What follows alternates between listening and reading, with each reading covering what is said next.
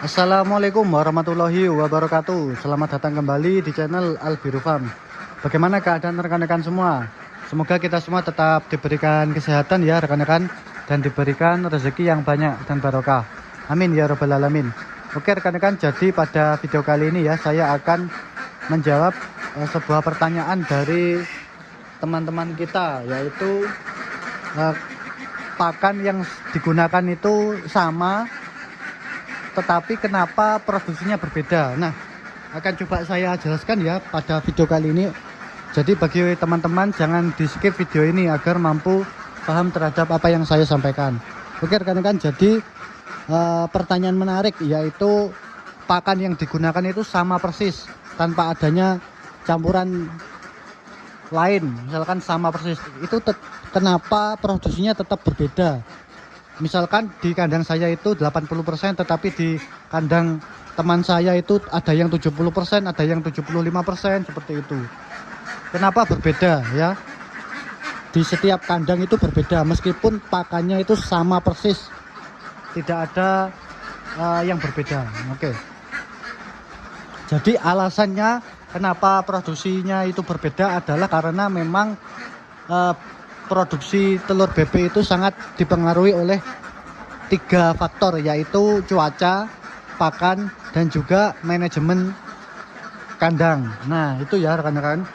Jadi meskipun pakan yang kita gunakan itu sama, tetapi kalau cuacanya berbeda, terus manajemen kandangnya itu berbeda, pasti nanti produksinya akan berbeda rekan-rekan ya. Kita bahas dulu lah cuaca, masalah cuaca. Nah, cuaca ini sangat-sangat berpengaruh ya rekan-rekan untuk produktivitas bebek.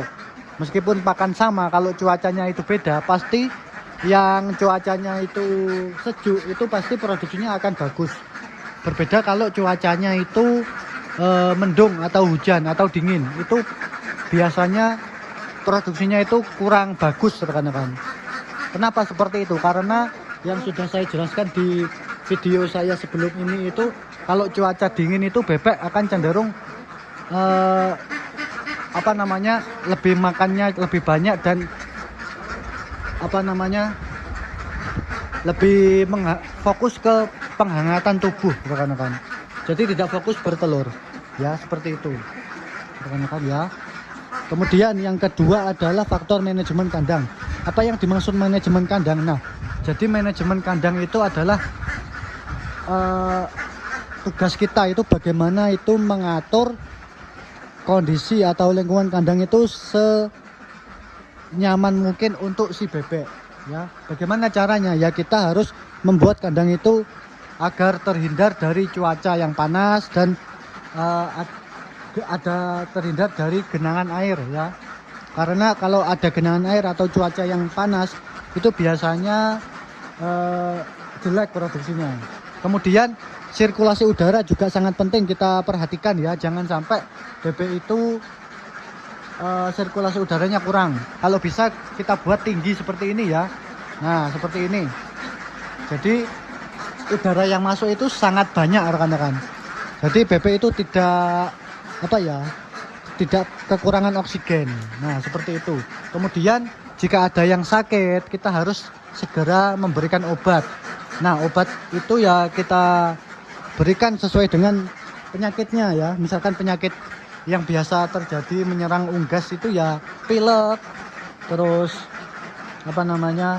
berak hijau, berak kapur, seperti itu ya. Jadi kita harus cepat tanggap lah kalau ada yang sakit. Kemudian juga pemberian rutin vitamin juga ya, membuat daya tahan tubuh bebek itu lebih bagus. Nah seperti itu ya, beberapa manajemen yang bisa kita lakukan ya agar nanti produksi telur bebek kita itu maksimal. Nah jadi itu ya, jadi 2 faktor utama itu, cuaca dan juga manajemen kandang agar produksi telur kita itu bagus ya. Jadi bukan hanya faktor pakan ya yang paling berpengaruh terhadap produktivitas itu. Ya memang pemberian pakan yang berkualitas juga ya bagus, sangat berpengaruh ya.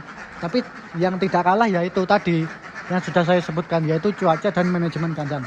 Kalau 3 unsur ini sudah kita penuhi, insya Allah nanti produksi telur bebek kita itu akan bisa maksimal ya. 80%, 90% itu sudah sangat bagus rekan-rekan. Seperti itu ya. Jadi untuk rekan-rekan yang rekan-rekan semua yang mungkin pakannya itu sama dengan saya ataupun pakannya itu bagus tetapi produksinya itu kurang bagus, itu bisa, caranya yang bisa kita lakukan adalah membenahi manajemennya, membenahi sistem sirkulasi udaranya, membenahi jika ada bebek yang sakit, membenahi air minumnya, seperti itu ya. Intinya kita berusaha memaksimalkan kenyamanan si bebek itu sendiri agar produksi kita itu bisa maksimal. Seperti itu rekan-rekan. Oke, mungkin itu saja ya pembahasan singkat saya mengenai ini. Nah, semoga saja produksi telur bebek kita itu tetap maksimal ya. Amin ya rabbal alamin. Oke rekan-rekan, terima kasih. Apabila kalian menyukai video ini, silakan like, subscribe, dan komentar ya di kolom komentar agar channel ini semakin berkembang. Terima kasih.